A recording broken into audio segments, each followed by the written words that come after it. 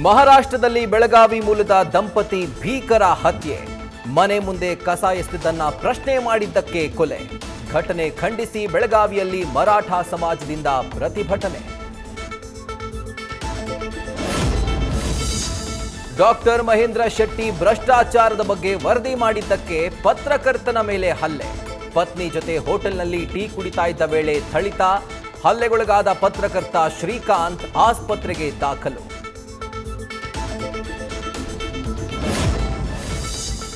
ದೇವಸ್ಥಾನದ ಆವರಣದಲ್ಲಿ ಜಾಫರ್ ಎಂಬಾತನಿಂದ ಮೂತ್ರ ವಿಸರ್ಜನೆ. ಶಿಗ್ಗಾವಿ ಪಟ್ಟಣದ ಟ್ಯಾಕ್ಸಿ ಸರ್ಕಲ್ ರಸ್ತೆ ಬಂದ್ ಮಾಡಿ ಆಕ್ರೋಶ.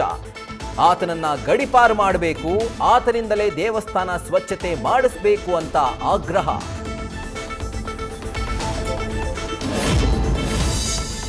ನಾಗೇಂದ್ರ ರಾಜೀನಾಮೆಗೆ ಆಗ್ರಹಿಸಿ ಪ್ರತಿಭಟನೆ. ಧಾರವಾಡ ಡಿಸಿ ಕಚೇರಿಗೆ ನುಗ್ಗಲು ಬಿಜೆಪಿ ಕಾರ್ಯಕರ್ತರ ಯತ್ನ.